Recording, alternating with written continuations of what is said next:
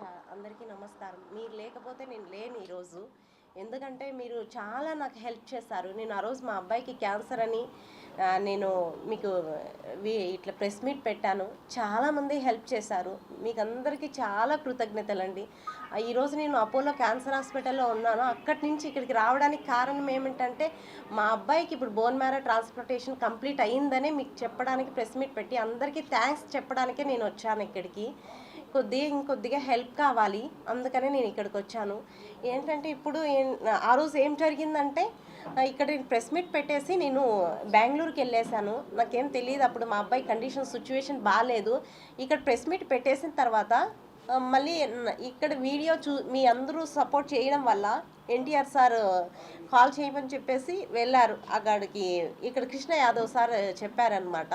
వచ్చారు అక్కడికి బెంగళూరుకి వచ్చి అక్కడ వీడియో తీసుకున్నారు. మళ్ళీ అక్కడ చాలామంది మేము హెల్ప్ చేస్తాము అని చెప్పేసి ఆ రోజు వీడియోలు అంతా మాట్లాడేసిన తర్వాత నేను ఇంకా వెయిట్ చేశాను. మా అబ్బాయికి అప్పటికే 70% బ్లాస్టర్ అయిపోయింది. ఇంకా నేను 3 days వెయిట్ చేశాను ఎవరైనా హెల్ప్ చేస్తారేమో అని చెప్పేసి. ఇంకా అప్పటికి నాకు ఏ కాల్స్ రాలేదు. సరే ఇంకా నేను ఏం చేయాలో తెలియదుక నాకు వీడియోలు చూసి విద్యాసాగర్ సార్ కాల్ చేశారు.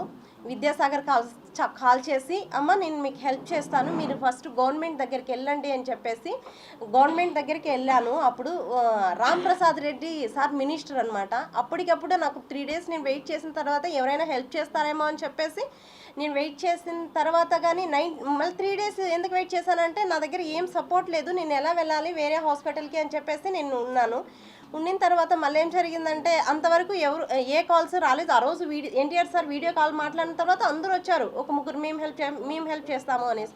మళ్ళీ 3 days వరకు ఏం రాలేదు కాల్స్.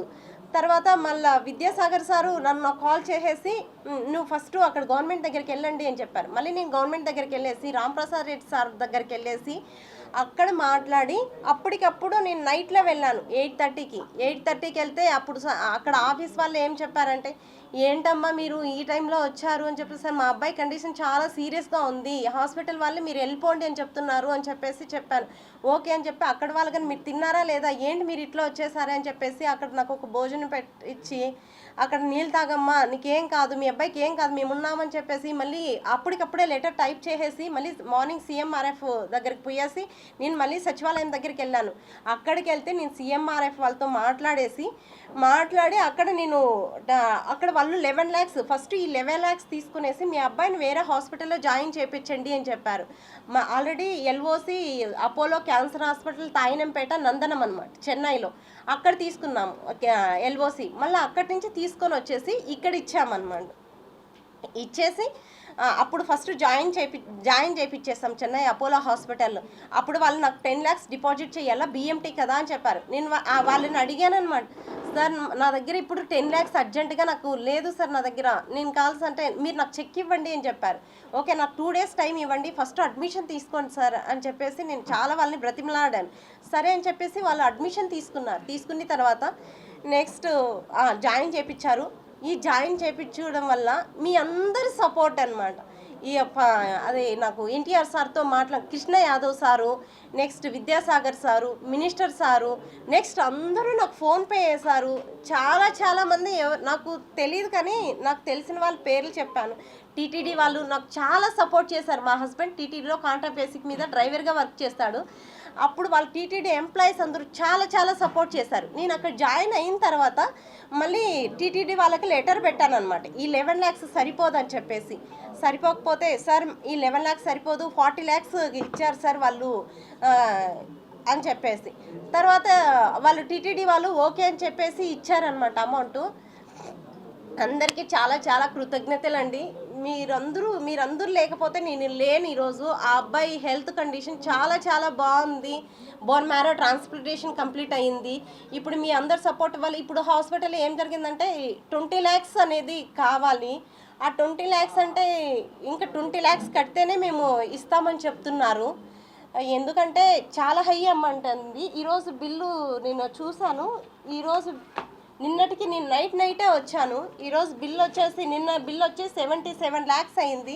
నేను చెప్పాను మేము ఇంత కట్టుకోలేమండి, మేము చాలా పేదవాళ్ళము, మాకు గవర్నమెంట్ హెల్ప్ చేస్తేనే, గవర్నమెంట్ టీటీడీ ఇంకా అందరూ ఫోన్పేలు వేసి హెల్ప్ చేసిన దానివల్లనే మేము ఇక్కడ హాస్పిటల్కి వచ్చాము, నేను అంత కట్టుకోలేను అని చెప్పి వాళ్ళకి చెప్పాను. చెప్తే అట్లీస్ట్ మీరు 20 lakhs అన్నా కట్టండి అని చెప్పారు.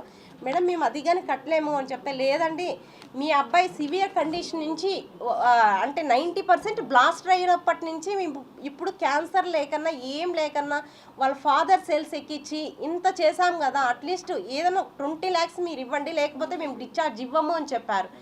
ఇప్పుడు 10 days అటు నుంచి మెడిసిన్స్ మేమే వాళ్ళ మెడిసిన్స్ అంతా ఆఫ్ చేసేస్తారు.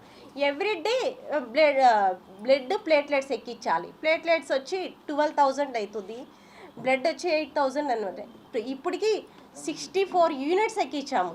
బట్ అక్కడ బ్లడ్ కావాలంటే మనం ఏం చేయాలంటే డోనర్స్ అనేవి వెతుక్కోవాలి. అక్కడ నాకు చెన్నైలో ఎవరు తెలీదు, లాంగ్వేజ్ ప్రాబ్లం అనమాట.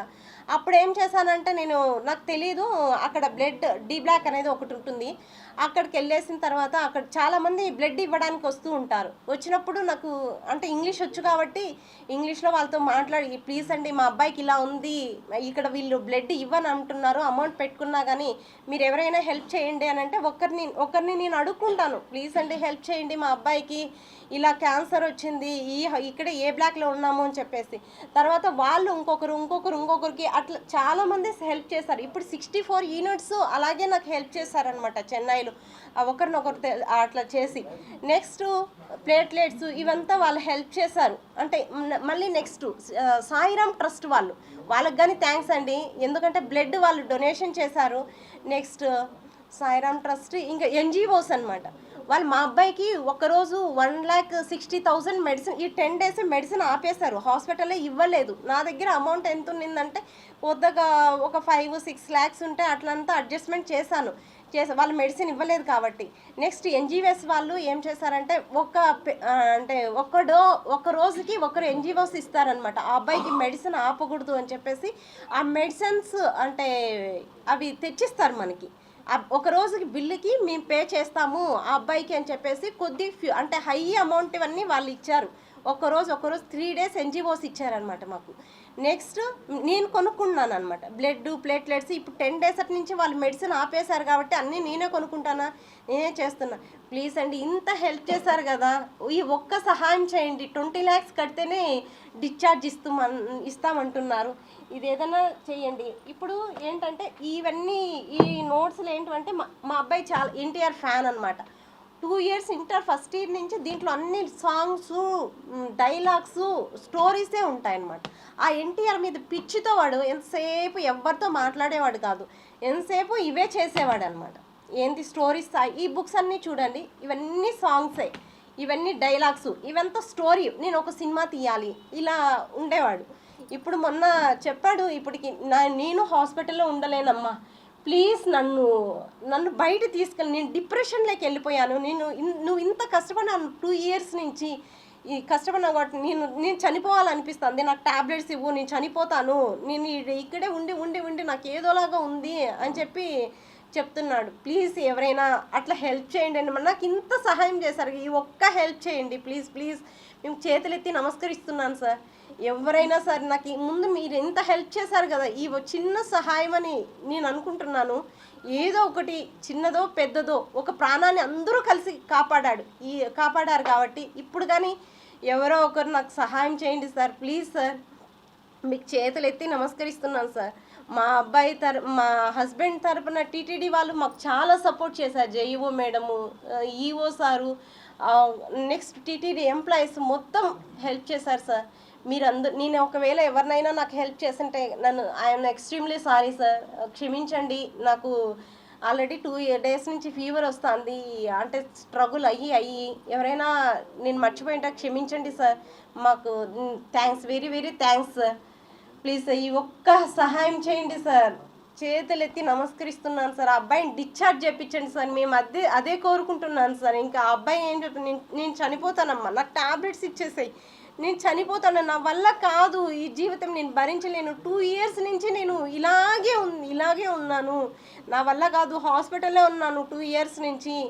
లాస్ట్ 22 డిసెంబర్ 28 అబ్బాయి కాలు యాక్సిడెంట్ అయింది. కాలు యాక్సిడెంట్ అయిపోయి నెక్స్ట్ హ్యూమనిటీ పవర్ తగ్గిపోయి ఆ క్యాన్సర్ వచ్చిందనమాట. అప్పటి నుంచి ఈ స్ట్రగుల్ అనేది పడుతూనే ఉన్నాను.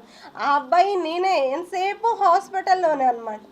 ఆ అబ్బాయి ఏడుస్తుంటే నా ప్రాణం పోయిన, వెయిన్స్ అనేటివి ఉండవు వాళ్ళ క్యాన్సర్ వాళ్ళకి, గుచ్చుతూ ఉంటే అమ్మ అమ్మ అని అరుస్తుంటాడనమాట.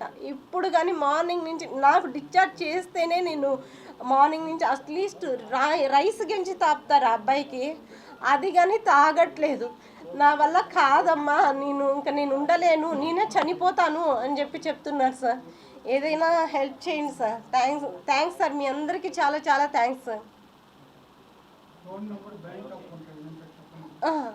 Phone number 9490829381, PhonePe Google pay. మా హస్బెండ్ వచ్చి 9676330518.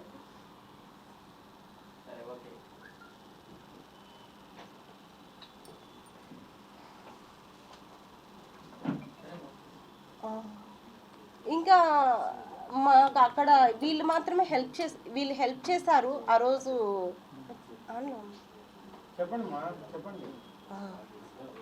ఇప్పుడు ముందు ఎన్టీఆర్ సార్ హెల్ప్ చేయలేదు, ఇప్పుడైనా ఎన్టీఆర్ సార్ ఆ అబ్బాయికి హెల్ప్ చేయాలని కోరుకుంటున్నాం సార్.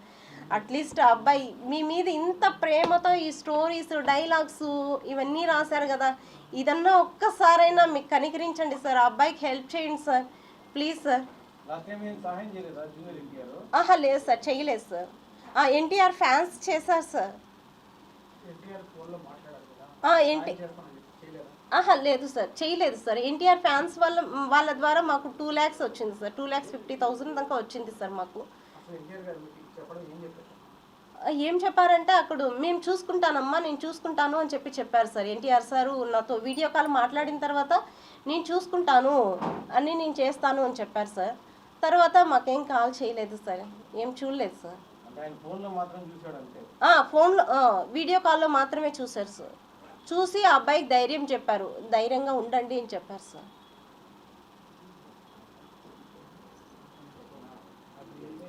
హిట్ టీవీ యాప్ ని డౌన్లోడ్ చేసుకోండి. ఇందులో short news, live news, entertainment movies అన్ని అవైలబుల్ గా ఉన్నాయి. Please download hit TV app. Hit TV app ని ఫ్రీగా డౌన్లోడ్ చేసుకోండి.